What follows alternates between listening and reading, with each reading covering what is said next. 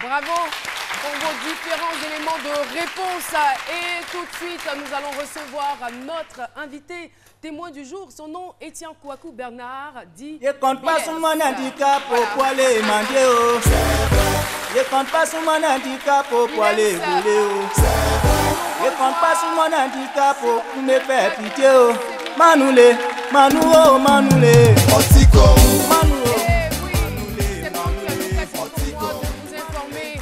Cette chanson que vous entendez en fond sonore, cette chanson qui lui a permis de faire son entrée est sa propre composition, n'est-ce pas Bilem? Bienvenue, vous allez bien? Merci, ça va. Voilà, pour dire que vous êtes aussi artiste, oui. c'est bien cela. Alors, Bilem, le thème qu'on a retenu pour vous, c'est « La polio ne l'emportera jamais sur moi ». Oui. Mais déjà, vous avez une histoire assez particulière parce que généralement, ce sont les enfants de 0 à 5 ans qui sont sujets à cette maladie. Oui. Mais vous, c'est à partir de 10 ans, 10 ans. que vous l'avez contracté. Oui. Expliquez-nous un peu comment ça s'est passé. Ça a commencé un exemple comme Carrie. J'étais bien enfoué là. Bon, là, ma maman a eu peur, elle dit non, d'accord, c'est comme ça, on va l'envoyer à l'hôpital. Bon, on m'a mené à l'hôpital. Est-ce que vous aviez le corps qui chauffait? Chauffait, voilà, j'ai chauffé beaucoup. Bon, on m'a envoyé à l'hôpital. Arrivé là-bas, on m'a piqué à Kimas. Kimas, voilà. Bon, on s'est retourné à la maison. Le lendemain matin, j'étais couché. Bon, ça ne relève toujours pas? Voilà. Donc, matin, il voulait descendre sur le lit, je ne pouvais pas. J'ai appelé ma maman. Ah, bien, il y a quelque chose qui m'arrive là, je ne comprends pas. Elle est venue, elle m'a soulevé, elle m'a laissé tomber. Et là, quand vous êtes tombé, qu'est-ce que vous avez ressenti quand vous avez pris conscience que vous ne sentiez plus vos jambes? Oui, voilà, j'ai senti un peu, mes pieds étaient un peu légers, donc je sentais un peu bizarre en bas. Donc... Pourtant, la veille, lorsque vous partiez à l'hôpital, vous marchiez sur vos deux pieds? Oui, quand on partait à l'hôpital, j'y marchais. Et ça a été quoi l'explication donnée par les médecins? Bon, les médecins ont dit que c'est la polio. C'est la polio. Bon, donc c'est resté dessus comme ça. Ils n'ont pas essayé d'expliquer pourquoi c'est à 10 ans que bon, non, vous avez commencé ils n'ont rien expliqué. Sans explication. Ouais. Ça fait quand même un peu bizarre, hein? Très bizarre. Je veux dire que vous soyez bien portant, enfin pas bien portant parce que vous aviez un malaise, mais que vous étiez valide, vos pieds, vos membres étaient au complet et qu'après la piqûre, vous perdiez l'usage de vos pieds, ça fait quand même bizarre. Mais ça a été quoi donc la réaction des parents? Comment est-ce qu'ils l'ont pris? Ah bon, les parents se sont discutés entre eux après. C'est dit non, l'autre dit non que c'est telle personne qui a bouffé ses pieds, l'autre dit c'est telle personne qui a bouffé ses pieds. Ah d'accord, ils n'ont même pas accusé. Voilà, oui. Ok, ils n'ont pas accusé les médecins. Non, ils n'ont pas accusé les médecins, Voilà. ils se sont accusés entre eux. Entre eux. Ok. Oui. Donc pour eux, c'était lié à la sorcellerie. À la sorcellerie, oui. C'était compris comme ça. Et comment est-ce que cette pensée change après? Bon, après ils se sont discutés, bon, ils ont trouvé que c'était un faux problème. Voilà, c'est un faux problème. Bon, il faut que tu trouves la solution pour que la fin guérisse. Donc, bon, voilà, ils m'ont envoyé un peu de gauche à droite, c'est bon. Après, les moyens ont fait que, bon, ils m'ont laissé tomber parce qu'ils n'ont plus de moyens de me tuer. Ils n'ont pas pu suivre le traitement. Le traitement, voilà. Ok. Alors, chose un peu bizarre qui va arriver, un gros malheur. Quelques mois plus tard, vous allez perdre vos parents, papa et maman. Maman, oui. Parce que après, un mois après la maladie, j'ai perdu les deux parents.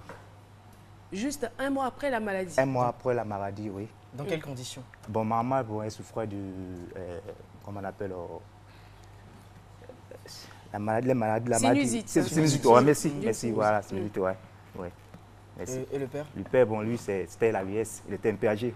Voilà, Et vous ne vous êtes pas dit que c'était peut-être un peu lié à votre état? Non? Non, pas du tout. Pas du tout, oui. Et après donc cette étape, d'abord c'est on va dire un gros coup du sort. Hein. Vous êtes paralysé, vous perdez à la fois papa et maman. C'est quoi la suite des événements?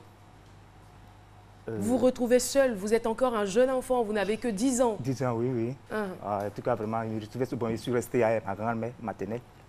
Voilà, c'est elle qui s'occupait de moi jusqu'à l'âge de 20 ans. À l'âge de 20 ans, j'ai trouvé que j'ai perdu le temps au village.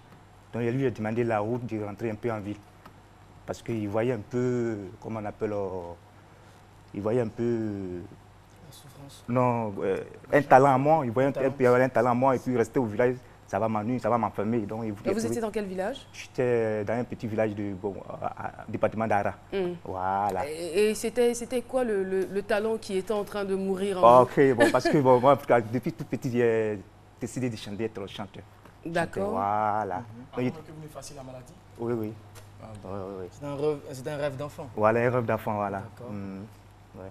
Donc vous vous dites, je viens en ville. Je viens en ville. Destination Abidjan. Abidjan, ouais. Et vous arrivez comment à Abidjan? Vous atterrissez chez qui? Chez quels parents? Ok, bon, en tout cas, vraiment, en venant, je n'ai pas dit au revoir à ma grand-mère.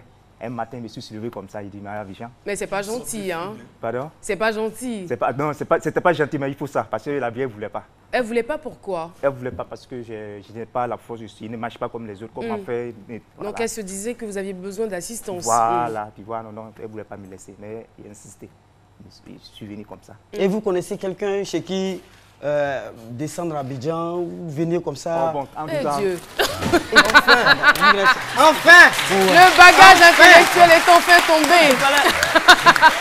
Il lâche pas la résolution. C'est sur la résolution.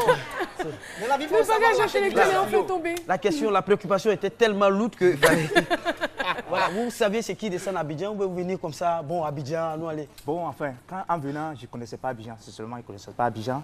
Je suis venu directement chez un grand-père. Mon grand-père aussi, il ne connaissait pas celui, il était à Makori, au Champrou.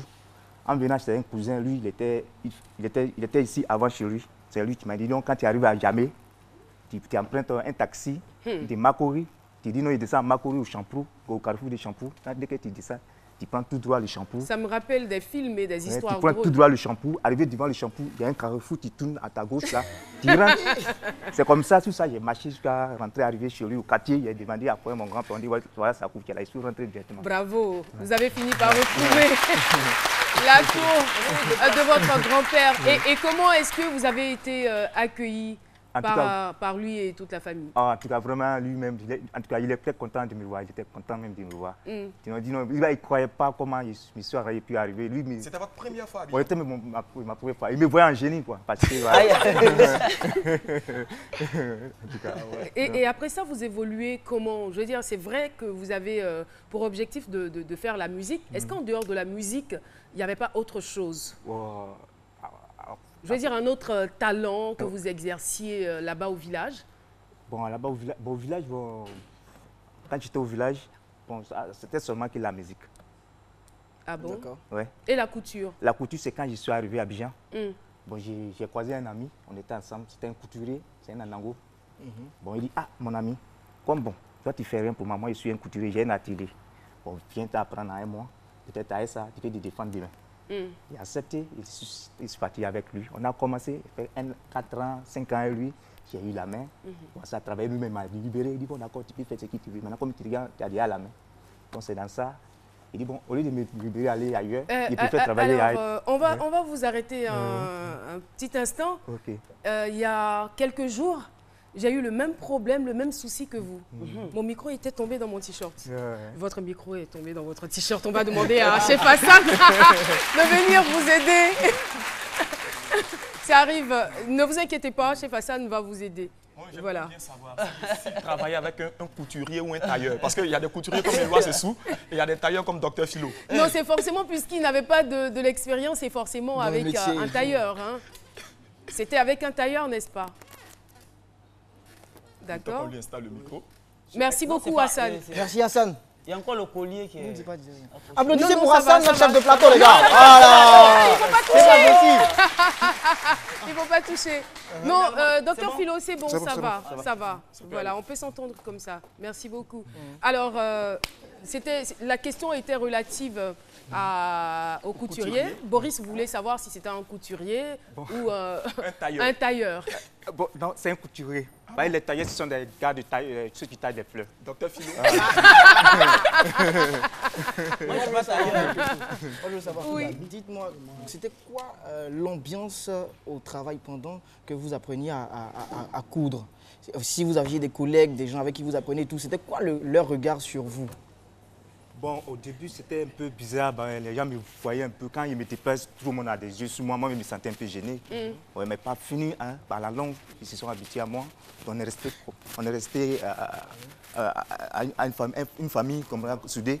Voilà, c'est comme ça. Et même souvent, quand il y a des trucs où ils m'amènent à repas, ils se déplacent, ils font ça à ma place. Bon, c'est comme ça. Mais je veux savoir, puisque vous êtes handicapé des pieds, est-ce que cela n'était pas un frein à ce que vous soyez un bon couturier?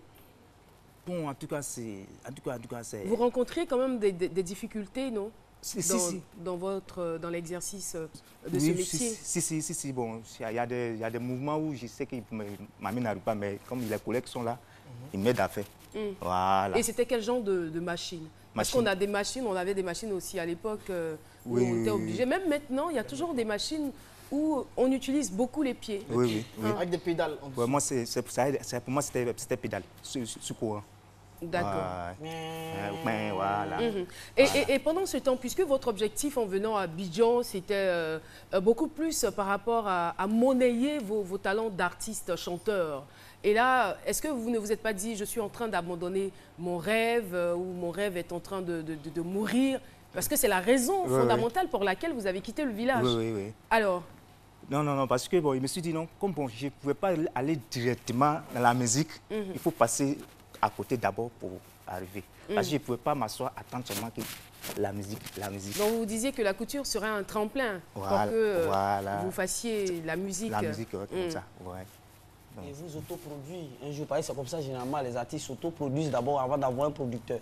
Mais je veux savoir, d'où est-ce que vous avez tiré cette force-là? Parce que déjà, vos parents décèdent plus tôt, voilà, après votre maladie à l'âge de 10 ans.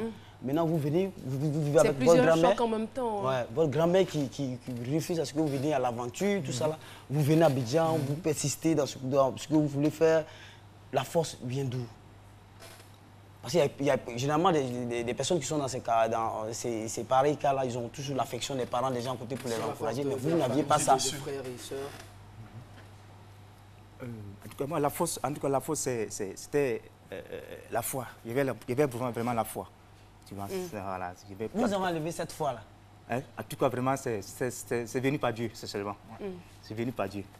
C'est venu, bon, c'est comme quelqu'un était derrière moi qui me poussait, fais ça, va, ça va aller, de l'instant, voilà.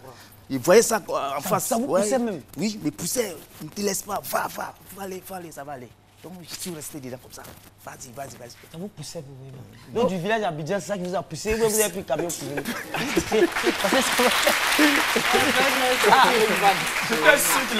Sacré philo. Alors, je veux bien savoir, puisque vous avez arrêté la couture, finalement vous avez fini par arrêter la couture, ça je le sais parce que vous me l'avez dit. Vous vivez de quoi? Quand il avait arrêté la couture, bon, j'étais aussi au sport. Parce que la musique est au stade de la maquette. Vous n'avez pas encore sorti un album et puis pour l'instant on ne vous connaît pas. Donc j'étais aussi au sport.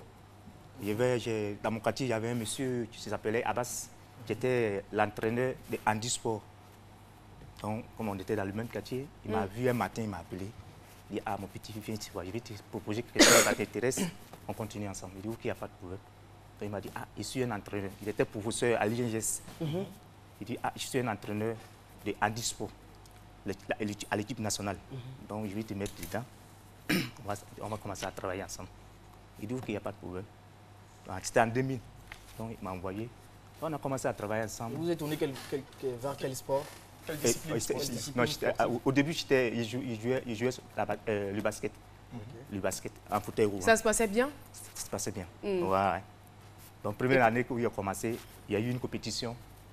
On a compétit. On s'est là. Une compétition internationale? Internationale, oui. On a eu une compétition. Dans quel pays? Ici, en Côte d'Ivoire. En Côte d'Ivoire.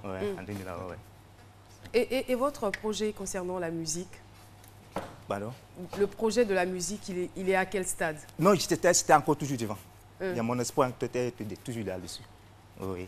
Et vous continuez de garder espoir? Espoir, tous les jours. Jusqu'à présent, vous n'avez pas encore un producteur? Non, pas encore producteur, je suis toujours là-dessus. Il n'y a pas de producteur. Quand vous écoutez, vous chantez bien. Parce que c'est ça, quand c'est bon, voilà.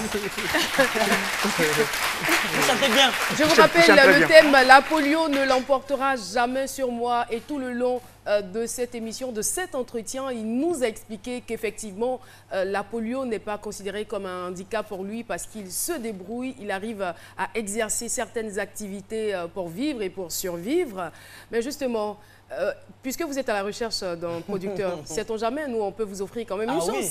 C'est vrai que ce n'est pas le lieu, mais bon, vous êtes là, vous avez accepté notre invitation. Oui. Il a bien comme un producteur. Même docteur Philo peut vous produire. Alors, ce qu'on va faire, on va faire un test.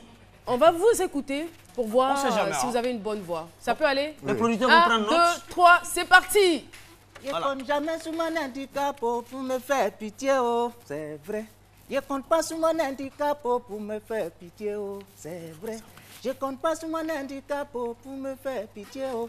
Manoulé, Manouo, Manouo, Watiko, Manoulé, Manouo, Manouo, Watiko, Manoulé, Manouo, Manouo, Watiko, Manoulé, Manouo, Manouo, Watiko, Manoulé, Watiko, Manouo, Watiko, Manoulé, Watiko. Adieu Ayako, Adieu voulait marier Goto. Un jour on l'appelle pour dire que son mari a été tué pour un braquage. C'est pourquoi dans la vie, il ne faut jamais aimer la facilité. Jamais. Ça va aller. Merci beaucoup. Et en plus de cela, il faut dire aussi que vous êtes commerçant pour montrer à quel point vous êtes dégourdi. Vous vendez quoi exactement? Il vend des papiers mouchoirs. D'accord, des papiers mouchoirs. Nous, on vous souhaite beaucoup de chance.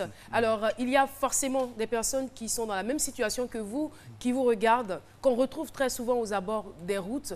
Quel est votre message à leur endroit? En tout cas, moi, je leur dis de ne pas laisser tomber, de se battre toujours. Pour pas ils vont se décroyer parce que tu as perdu les pieds, que tu dois te laisser. Non, jamais. Tu as perdu les pieds, mais la tête est là. Vous leur dites ça sur le terrain? Oui.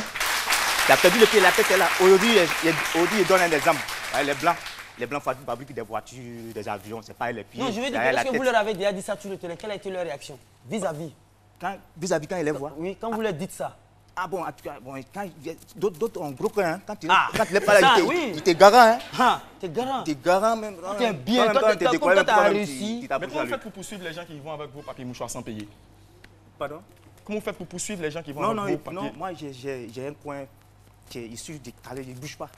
Il est au feu, bon, ceux qui passent, les voitures passent, lui qui a besoin, il sert vers moi et puis il tend son argent. Il y a beaucoup de monnaies qui restent à vous.